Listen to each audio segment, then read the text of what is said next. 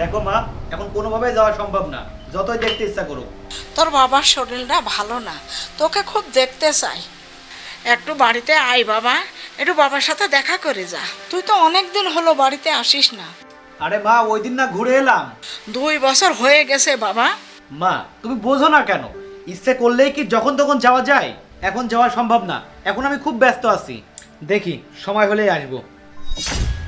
কি বললো তোমার মা? আরে বারবার গ্রামে যেতে বলে, বাবা নাকি অনেক অসুস্থ, বাবা নাকি আমাকে বারবার দেখতে চাচ্ছে। তুমি কি এখন গ্রামে যাবে? আরে না না, যখন তখন বললে কি গ্রামে যাওয়া যায় নাকি? আর আমরা তো কাল কক্সবাজার যাচ্ছি, গ্রামে কিভাবে যাব? হোটেল বুক করেছো? আগে থেকে বুক না করলে তো আবার পাওয়া যাবে না। হ্যাঁ, অ্যাডভান্সও করেছি 10,000 টাকা। কি রে সুমি, কেমন আছিস? আমি তো ভালো আছি, কিন্তু তোমরা তো সবই ভুলে গেছো। কি আবার ভুলে গেলাম? কাল যে আমার জন্মদিন, সেটা কি তোমাদের মনে আছে? হ্যাঁ রে, একদম ভুলে গেছিলাম। যাই হোক, কাল সন্ধ্যায় দুলাভাইকে নিয়ে আসবে কিন্তু। এই নে, তোর দোলা ভাইয়ের সাথে কথা বল। কি কেমন আছো? তোমার জন্মদিনের কথা আমি কি ভুলতে পারি? তোমার বোন হয়তো ভুলে গেছে, কিন্তু আমি ভুলে যাইনি। হয়েছে হয়েছে, কাল আপুকে নিয়ে চলে আসবেন। ঠিক আছে, তুমি বলেছো আর আমি আসবো না, এটা কি করে হয়? আমরা সময় মতো চলে আসবো। আচ্ছা। আরে ওর জন্য তো কোনো গিফট কেনা দরকার। কি গিফট দেওয়া যায় বলো তো? তুমি ভেবো না, বিকেলে মার্কেটে গিয়ে কিছু একটা কিনে আনা যাবে। আচ্ছা ঠিক আছে, কিন্তু কাল যে আমরা কক্সবাজার যাব, এখন কি হবে বলো তো? আরে সমস্যা নেই, মন খারাপ করো না, কক্সবাজার পরেও যাওয়া যাবে। কিন্তু ওর জন্মদিন তো বছরে একবার আসে। তুমি তো হোটেল বুক করেছো, 10,000 টাকা অ্যাডভান্সও করেছো। আরে তাতে কি হয়েছে? 10,000 টাকায় তো কোনো সমস্যা নেই। তোমার বোনের জন্মদিন বলে কথা, এটাই আমার কাছে সবচেয়ে বেশি গুরুত্বপূর্ণ। এই তুমি একটু বসো, আমি রেডি হয়ে আসি, এখনই মার্কেটে যাব। আচ্ছা যাও। স্যার, একটা কথা বলি, যদি কিছু মনে না করেন। হ্যাঁ জাহিদ ভাই, বলেন। স্যার, আমি কাজের ফাঁকে ফাঁকে আপনাদের সব কথাই শুনেছি। আপনার বাবা অসুস্থ, আপনার মা ফোন করে বারবার আপনার বাবাকে দেখতে যাওয়ার কথা বলল। আপনার বাবা নাকি আপনাকে দেখতে চাচ্ছে। হ্যাঁ, আপনি বললেন আপনি ব্যস্ত, আপনার যাওয়ার সময় হবে না। আপনার বাবার অসুস্থতার কথা শুনেও আপনার একটু মায়া হলো না? অথচ যখন আপনার শালীর জন্মদিনের কথা শুনলেন, আপনি সব কিছু ভুলে গেলেন, কক্সবাজার যাওয়াটাও বন্ধ করে দিলেন। 10,000 টাকা ক্ষতি করলেন। আপনি একবারও ভাবলেন না আপনি গ্রামে না যাওয়াতে আপনার মা বাবা কতটা কষ্ট পাচ্ছে, তারা কত আশা নিয়ে আপনাকে বড় করেছে, অথচ তারা এখন আপনাকে চোখের দেখাটাও দেখতে পাচ্ছে না। স্যার, যখন আপনার সন্তান হবে, যখন তারা আপনাকে ছেড়ে দূরে থাকবে, তখন আপনি বুঝতে পারবেন সন্তান মা বাবাকে ছেড়ে দূরে থাকলে কতটা কষ্ট হয়।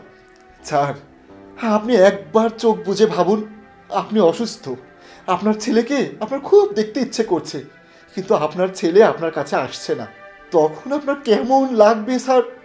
একবার ভেবে দেখুন। ছোট মুখে অনেক বড় কথা বলে ফেললাম স্যার, কিছু মনে করবেন না। ঠিক আছে, তুমি তোমার কাজ করো। চলো।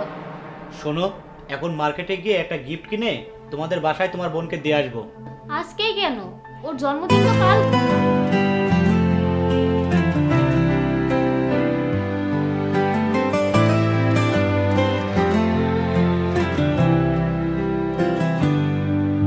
In a crowded room, I saw you stand.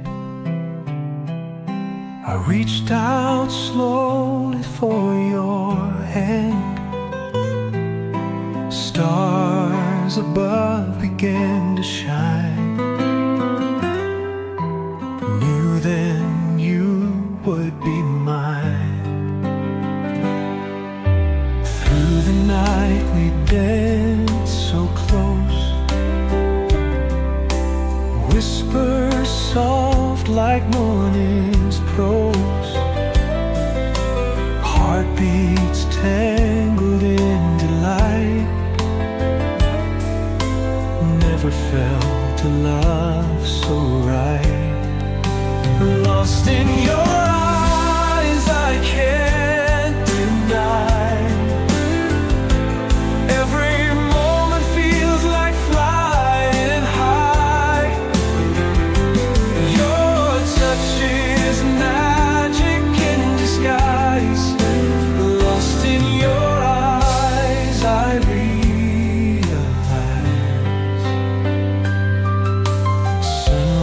always found us in embrace. Time stood still, we found our place. Journeys end and souls begin.